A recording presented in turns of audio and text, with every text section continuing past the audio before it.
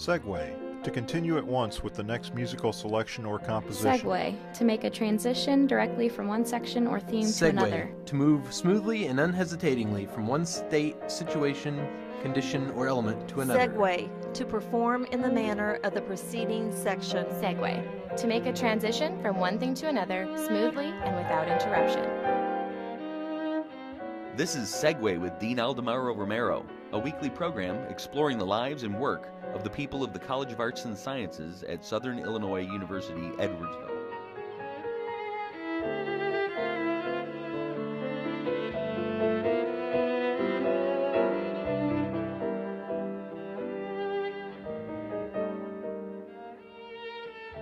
Hello everybody.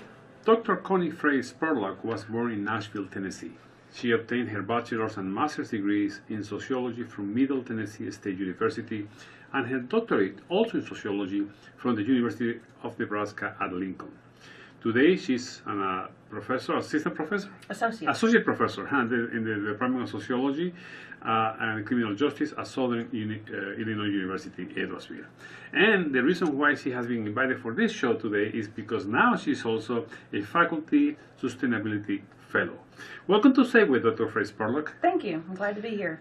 Now, this new position that you have now at the campus of Southern Illinois University, Edwardsville, is something relatively new. Yes. For this campus. Tell us about what this position is all about. The position is designed to do at least two things. One is to work with faculty and students ultimately as well, work with faculty on incorporating sustainability into their coursework.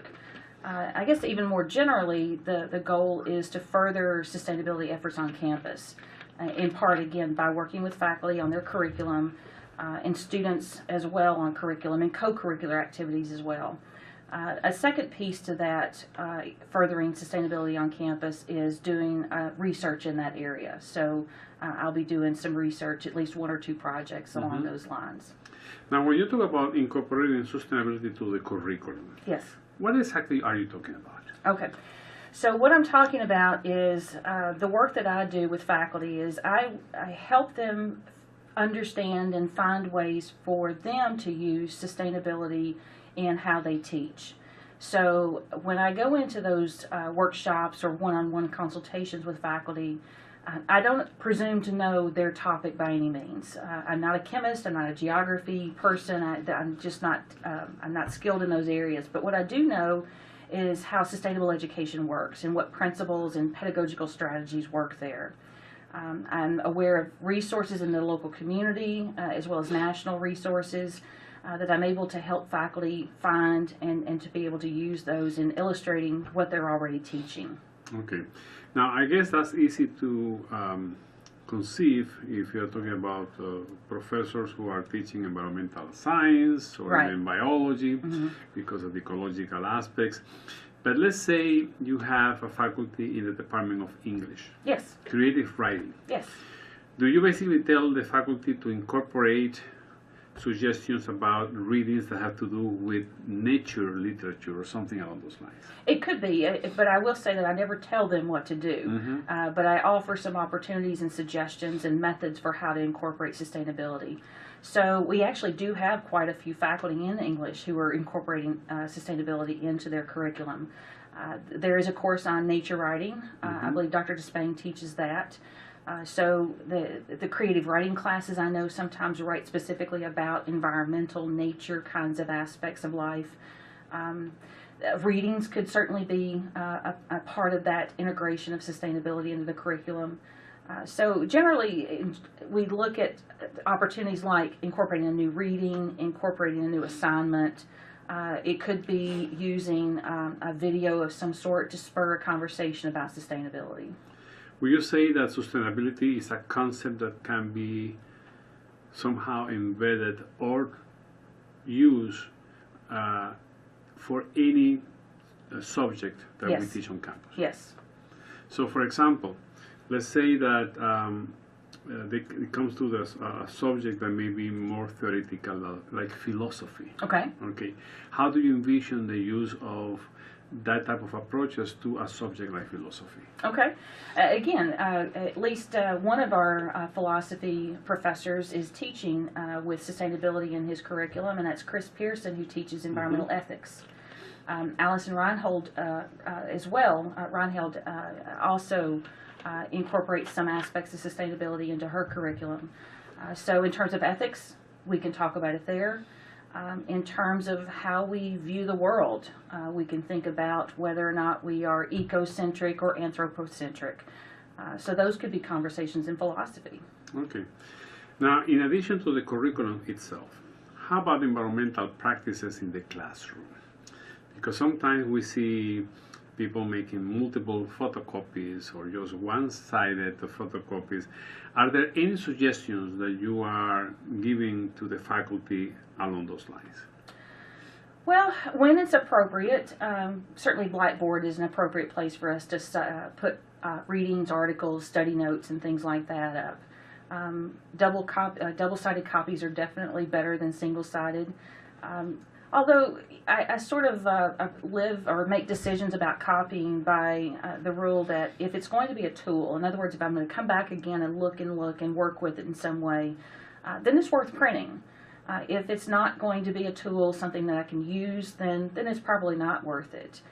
So using the technology that we have available is certainly one way to alleviate some of the strain on our natural resources. Mm-hmm. Other things in terms of the classroom techniques and just being in the classroom could be using the appropriate receptacles for whatever it is they're disposing of. I also encourage students, and sometimes even put it in my syllabus, that if you're going to bring a drink to class, bring it in a reusable container. I don't necessarily enforce that, but I establish that guideline, and then I do myself bring in a reusable container when I have a beverage with me. Mm-hmm. Okay.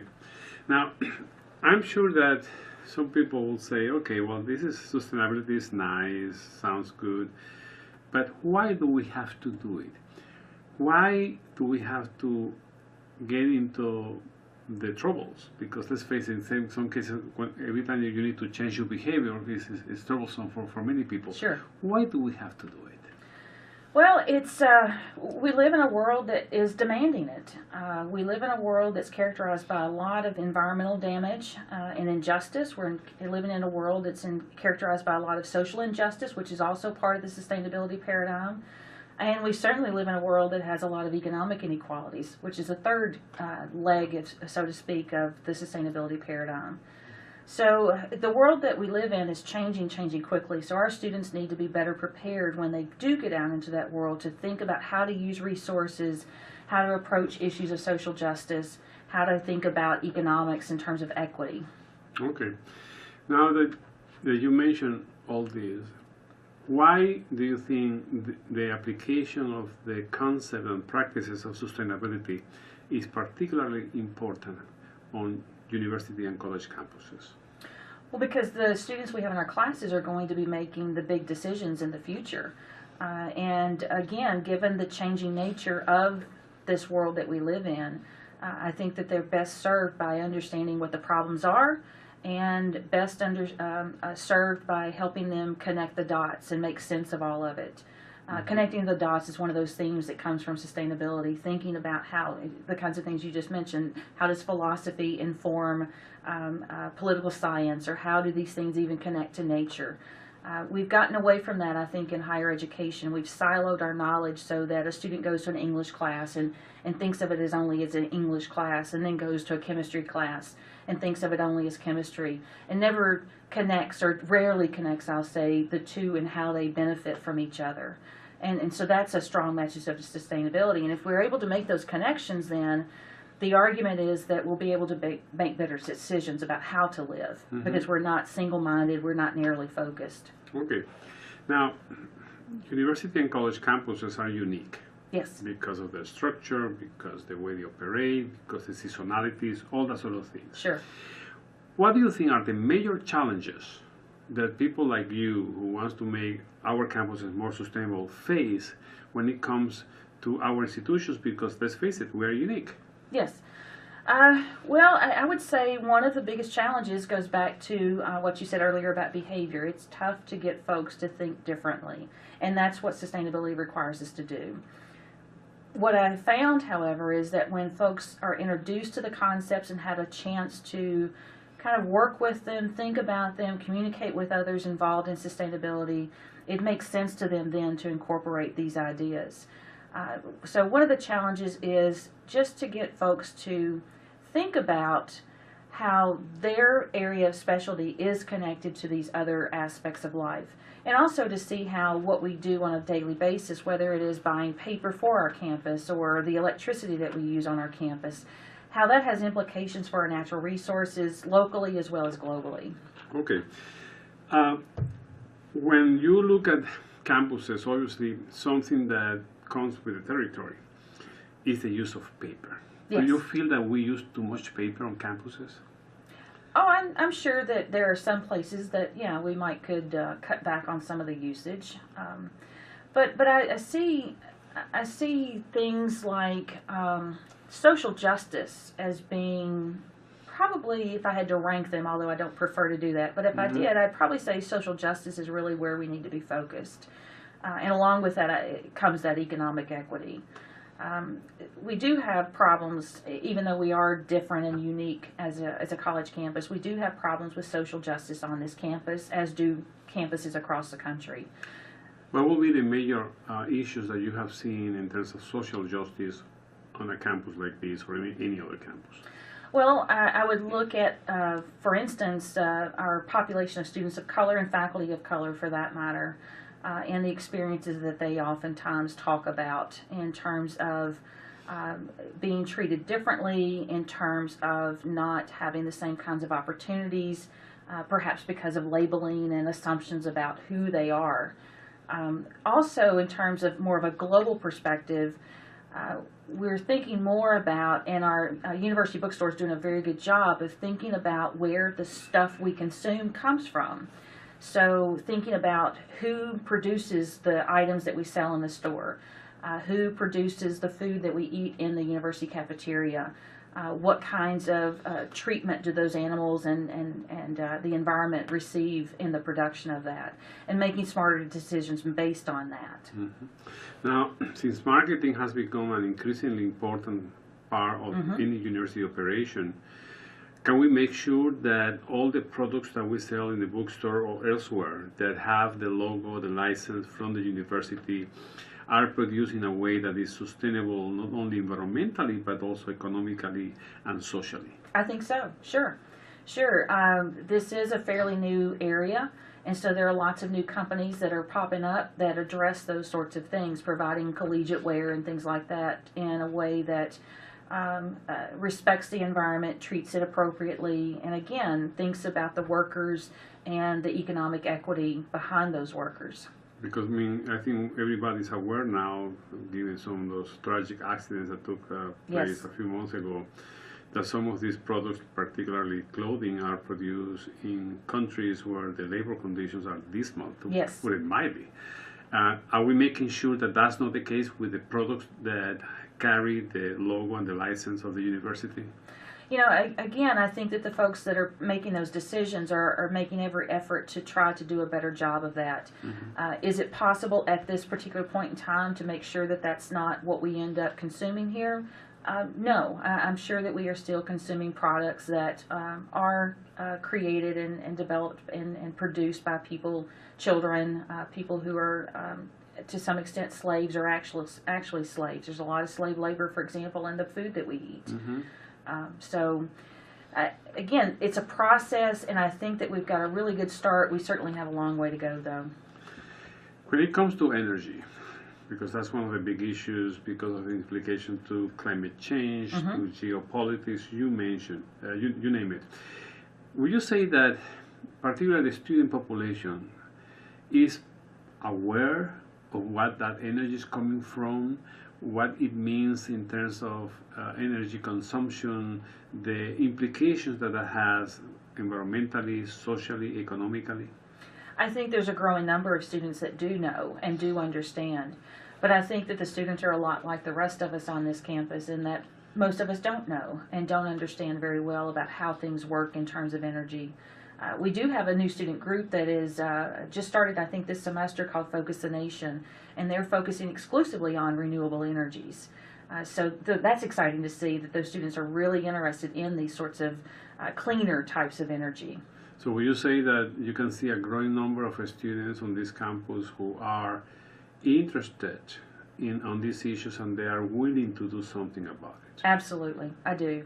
I get the opportunity to work with a lot of bright students every day, and I see a lot of enthusiasm, a lot of passion, and quite frankly a lot of love that they have for humans and all things living. And they're some of the most active students that I've seen on campus. Of course, I can't speak for all groups, but our Student Organization for Sustainability is incredibly active and making good attempts at addressing some of the things that we've already talked about, as well as reaching out to the community and expanding beyond just the campus itself. Okay.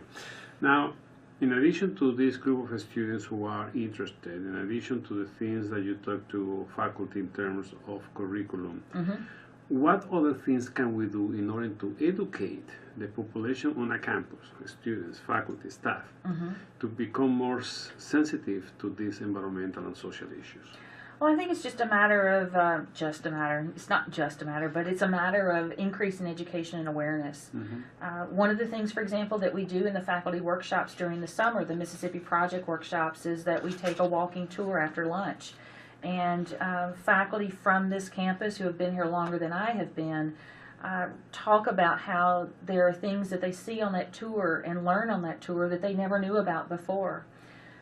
And I know the same happens with students. I've taken the students, for example, a class of students through the gardens just for a walk to explore and to think about what the value of that space is in terms of not just economics, but in terms of just quality of life. And many of them walk away remarking about how proud they are of their campus because it is so beautiful, not just the gardens, but other places as well on campus. And also walk away with just a really sense of pride and connection to this place, which is also another technique that we use in sustainable education, is to connect learning to a place so that it develops that emotional connection, so that it develops a sense of love that we have for this place, because if we love it, we'll take better care of it.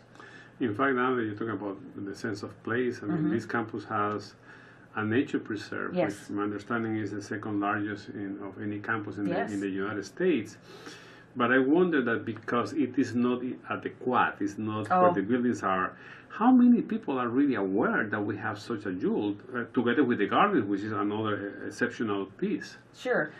Well, I don't know that many people know about it a whole lot, but I'm doing my part to get that information out. I spoke to a group of students this morning of about 25, and they all know it's there now. We do have some students that are working with faculty on research projects in the preserve. So they might tend to be, although I can't say for certain, but they might tend to be graduate students.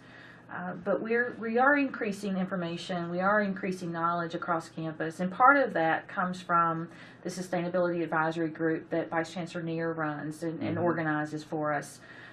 That's a place where students, faculty, staff, administrators come together and discuss what's going on campus. And every time I attend those meetings, they're monthly meetings during the regular school year, I learn something new about this campus that I'm therefore able to teach someone else about.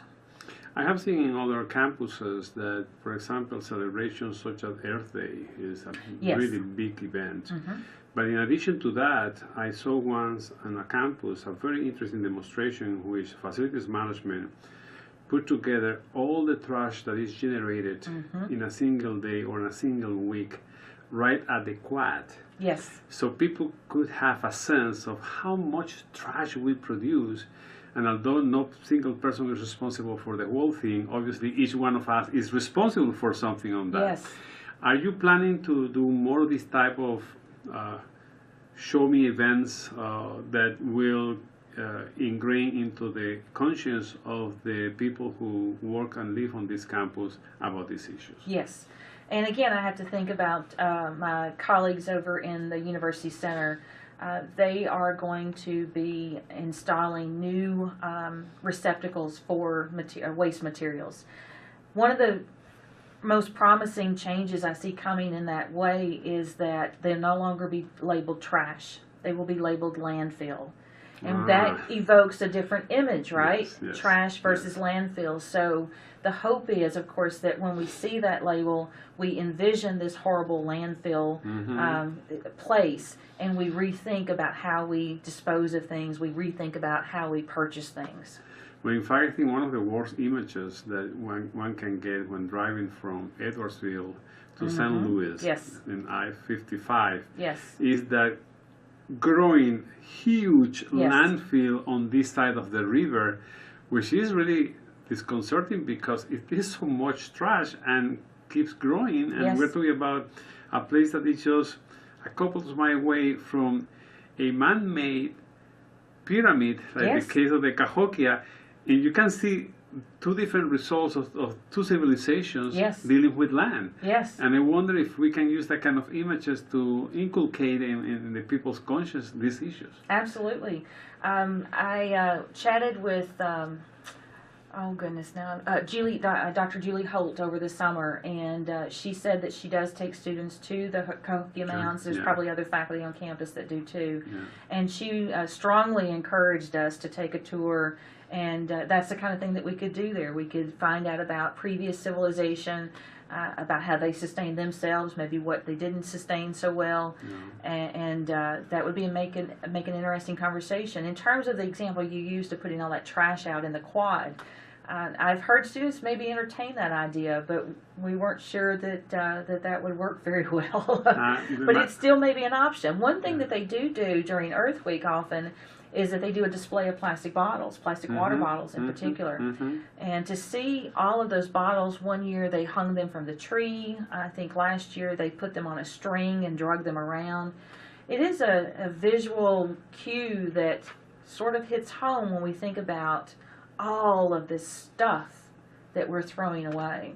Another thing I have seen on other campuses, and here we have a very strong art department, is to have a festival or an event or one year thing in which students and faculty produce art using trash, whether it's plastic or paper or metal or whatever. Right. Have you thought about doing something like that? It's been done. So last year, Dr. Nastasia's speech communication class they did a PR project for the Office of Sustainability. One of the things that they did was they did a sustainability expo, and it featured artwork produced by some of our students that use recyclable materials. The next thing the next example I can give you is coming up in October, where the Student Organization for Sustainability is going to hold a dance. They did the same thing last year on campus sustainability in October, and they're doing another dance. Last year the theme was zombies and vampires, because apparently they're sustainable. They eat local, for example. And this year, the theme will be recycling. So in order to participate in the costume contest that they have, the costumes have to be made out of at least 50% recyclable materials, and not clothing that you buy at the thrift store. So they're thinking about, the kinds of things that we would put in our recycle bins. Okay. Now, obviously, you have talked about a great variety of efforts. Yes. In many different ways. And whether we like it or not, to do these kind of things costs money. Some money. Some money. It is worthwhile? Yes, absolutely. Why? Yes. It's worthwhile, again, because it's critical for us to succeed in the future. I was just sharing with the class this morning a quote from Thomas Jefferson, who didn't use the word sustainability, but he certainly talked about how the current generation should manage its own debts. And if we are going to shift those debts that we incur onto the second, the third, and the fourth, then the world then belongs to the dead, to use his words. So what he's saying is that those of us responsible are no longer caring for it. And so if we don't do something, if we don't focus more on sustainable lifestyles and ways of living and business and such, then we end up adding to that debt. And the debt is already out of control. It's already having severe implications in terms of, you mentioned climate change, for example. We're seeing a greater number of people who lose their lives due to some of the consequences of climate change, some of the severe flooding around the world, significant typhoons and tsunamis and earthquakes. All of those kinds of things are connected in some way. So, at its basic level, we're really talking about saving people. Now that you mentioned Thomas Jefferson, he also said something that it wasn't directly connected to sustainability, of course, which was that the worst danger to democracy is an uninformed electorate. Absolutely. So I commend you and the people working with you in trying to inform people about these issues, because without that, people don't realize how dangerous situation we're creating for future generations. There is, a lot of lack of knowledge. And when I share some of this with my students, and they have two different kinds of responses. Some of them are very angry that these things are going on and that they have to deal with them, and rightly so that they're angry. And others are inspired to act and to do something. So it's really nothing new so much in terms of the classroom, other than we're appealing to and addressing the kinds of concerns and needs that our students do have. Okay. And I was wondering, now that you're talking about the students, if you get a reaction of some that will say, maybe it's too late. Maybe we have pushed so much of these greenhouses gases in the atmosphere that there's nothing else we can do. Do you get that kind of response? Sure.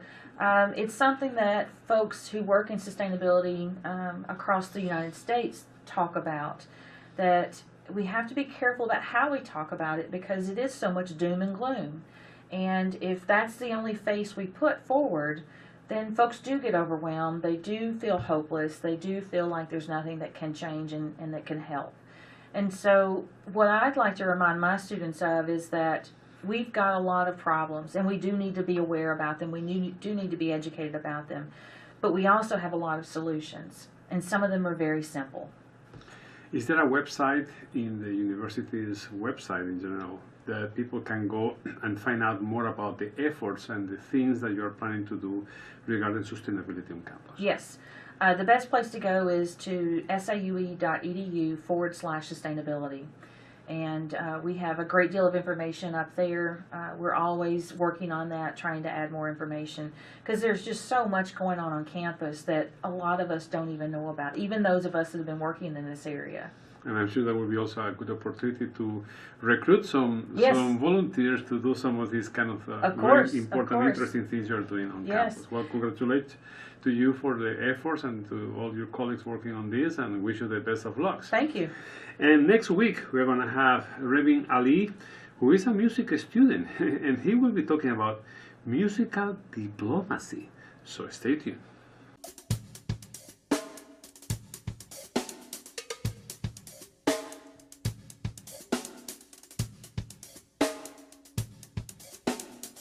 This has been Segue with Dean Aldemaro Romero, a production of the Department of Mass Communications at Southern Illinois University, Edwardsville. All rights reserved, 2013.